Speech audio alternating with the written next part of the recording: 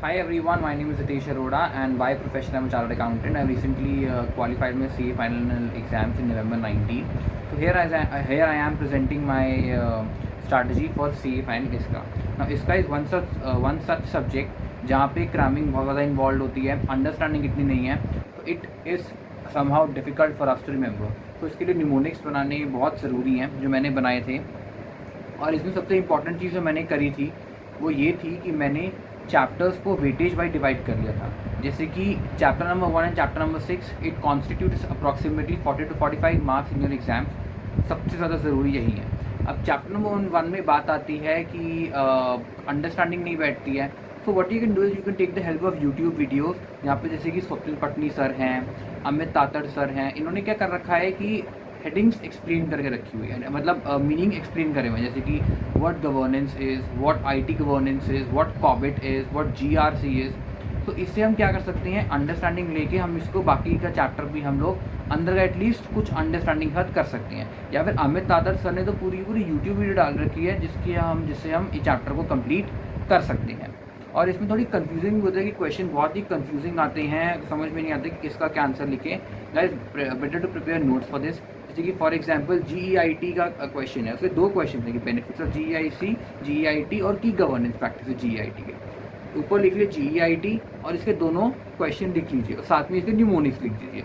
So that जीईआईटी का question exam में आया आपको दिमाग में स्ट्राइक कर देगा कि इसके 2 ही क्वेश्चन, दोनों में से कोई एक ही है, तो गलती होने के चांसेस बहुत मिनिमाइज हो जाते हैं. और हाँ, पिछले साल के क्वेश्चन जो आए हैं इमीडिएटली प्रीवियस ईयर उसको आपको अवॉइड करना है, वो इसका में रिपीट नहीं होते हैं.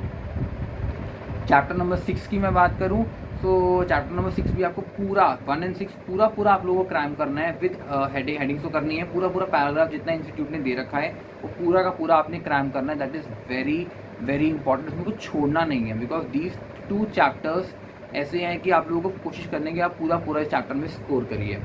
अब 6 में अगर कुछ अंडरस्टैंडिंग नहीं बैठती है तो अनअकैडमी पे रजत जैन सर है, उन्होंने वीडियो डाल के रखी हुई है, आप उस वीडियो को भी गो थ्रू कर सकते हैं.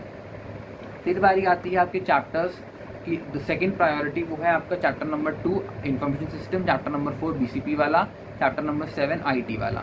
नाउ दीज 3 चैप्टर्स आप लोगों को अगेन ये भी पूरे करने हैं. लेकिन अगर आप लोग जैसे इतना बड़ा पैराग्राफ दे रखा तो अब इसको जितना छोटा भी इसको कर सकते हैं.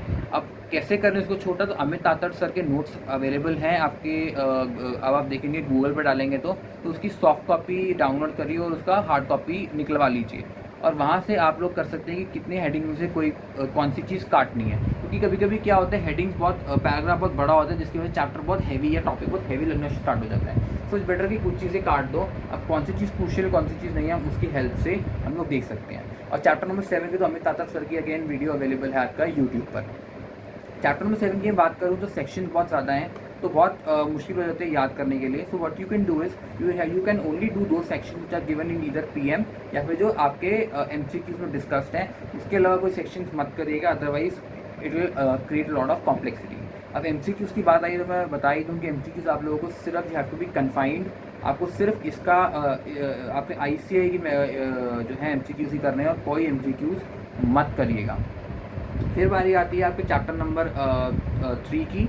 चैप्टर नंबर 3 आपका जो है POIS protection of information system बहुत बड़ा है, बहुत हैवी है, बहुत वॉल्यूमिनस है. इसके लिए ना मैंने भी ये चैप्टर किया था पूरा का पूरा, बट एंड में मैं कर नहीं पाया था. रीज़न भी चैप्टर बहुत हैवी था और वो जो मैंने इतना टाइम इन्वेस्ट किया वो वेस्ट किया. इससे बेटर क्या करना, आप सिर्फ इसकी न्यूमोनिक्स याद कर लीजिएगा और जो उसका है थोड़ा बहुत ग्लिम्स ले लीजिएगा, थोड़ा बहुत पढ़ लीजिएगा, जिसकी वजह से आप लोग जो है कुछ क्वेश्चन थोड़ा बहुत है तो उसको एटलीस्ट अटेम्प्ट कर सको rather than leaving it like that. Same strategy will be to be followed for chapter number 8. Reason being chapter number 8 का है क्योंकि चैप्टर कंपेरेटिवली इतना बड़ा नहीं है और आप लोगों को वो इंटरेस्टिंग भी लगता होगा और अंडरस्टैंडिंग भी लगता होगा. बट यार क्या है, उसकी वेटेज 6 से 8 नंबर की है. दैट टू एमसीक्यू 2-3 नंबर के आ जाते हैं. सो सब्जेक्टिव में उसकी वेटेज अप्रॉक्सीमेटली 5-6 नंबर की बनती है. तो डजंट मेक सेंस कि इतना सारा याद करो 5-6 नंबर के लिए. इट्स बेटर आप उसकी भी सिर्फ हेडिंग्स याद करिए और अंदर का कॉन्टेंट अगर आप थोड़ा बहुत भैया रीड आउट कर लीजिए. मुझे पता है कि अंडर का कंटेंट लिखा जा सकता है बिकॉज हमारी इतनी अंडरस्टैंडिंग है उस चैप्टर के लिए. तो इन दोनों चैप्टर पर इतना ज़्यादा ध्यान नहीं देना, ओनली न्यूमोनिक्स. अब न्यूमोनिक्स की बात है तो मैं बता ही दूँ कि अगर मैंने तो जैसे personally I to class from memory crafter Sunil Sethi sir, उन्होंने हमें न्यूमोनिक्स बना दिए थे। आपके पास अगर न्यूमोनिक्स नहीं है तो आप न्यूमोनिक्स बना सकते हैं अपने, या फिर आप यूट्यूब पर आप सर्च कर लीजिए CA फाइनल इसका मेमोरी टेक्निक्स, वो आपको वहाँ पे मिल जाएगा। और जो अगर जिन्होंने सुनील शेट्टी सर से क्लास ली है तो मैं बता दूं उनको भी कि उनकी 2 बुक्स अवेलेबल होती हैं, एक हेडिंग्स वाली होती है और एक आपको जिसमें कहानियाँ लिखवाते हैं सर, जिसमें एक मोटी वाली होती है। गाइस इस मोटी वाली पे डायरेक्टली जंप कर जाना, हेडिंग उसमें से देख लेना है और उसका जो टॉपिक्स हैं उसके ऊपर लिख लेना। जैसे कि एक क्वेश्चन था अमरीश पुरी की बेटी वाला, तो वो अमरीश पुरी की बेटी जो आपका निमोनिक है वो आप उस हेडिंग के ऊपर ही लिख देना, मोटी वाली बुक के रेदर दैन उस बुक को पहले पढ़ना, फिर उस बुक पे जंप करना। अगेन उसके लिए थोड़ा ये चीज़ थोड़ी मुश्किल हो जाती है। इसके अलावा गाइस पास्ट ईयर क्वेश्चन आप लोगों को ज़रूर करने हैं, प्रैक्टिस करने हैं, अपने हाथ से करने हैं। सेकेंड थिंग, आप लोगों को इसका ये नहीं करना कि 4-5 दिन अच्छे से पढ़ाई करी, बिल्कुल एक्सक्लूसिवली उस दिन पूरे के पूरे 4-5 दिन इसका ही पढ़ रहे हो फिर छोड़ दिया, नहीं। रोज़ के 2-3 घंटे इस सब्जेक्ट को पढ़ना है, पीरियडिकली पढ़ना है, because this subject is purely based on cramming और हम कहीं ना कहीं सब्जेक्ट को भूल जाते हैं।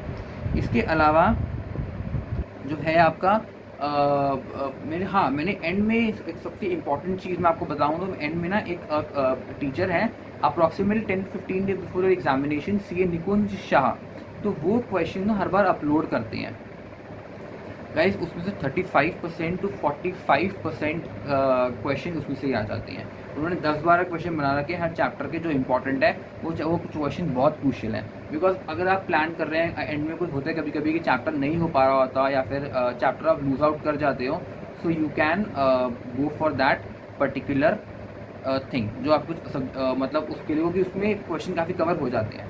अच्छा मैं बताना भूल गया चैप्टर नंबर 5 के बारे में। चैप्टर नंबर 5 मुझे लगता है वर्थलेस है करना, क्योंकि वो चैप्टर एक तो है भी इतना बड़ा, ऊपर से इतना कंफ्यूजिंग चैप्टर, जिन्होंने पढ़ा होगा वो चैप्टर बहुत कंफ्यूजिंग है कि किसमें कौन सा आंसर आएगा, और उसकी वेटेज भी इतनी ज़्यादा नहीं है।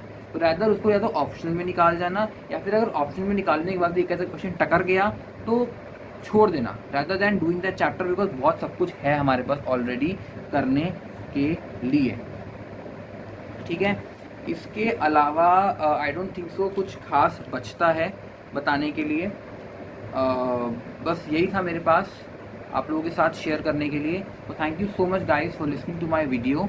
और अगर आप लोगों को अच्छी लगी हो तो प्लीज़ आप लोग शेयर ज़रूर करिएगा, क्योंकि हो सकता है बाकी बहुत लोग हों जिनको समझ में ना आ रही हो कि कौन सी चीज़ कैसे करनी है, तो प्लीज़ उनके लिए हेल्प हो जाएगी, बिकॉज वीडियो बनाने का इंटेंशन ही यही है। एंड उसके अलावा अगर आपको लगा हो कुछ भी स्कोप ऑफ इम्प्रूवमेंट दिखी, आपको लगा हो कोई चीज़ में इनकॉर्पोरेट नहीं कर रही है, या फिर अगर आपको वीडियो अच्छी लगी हो, या फिर कोई भी आपको सजेशन देना हो, या फिर कुछ क्वेश्चन पूछना हो, तो प्लीज़ आप लोग कमेंट बॉक्स में ज़रूर लिखिएगा। And again thank you so much for listening my video and all the very best of luck for your exam. Thank you so much.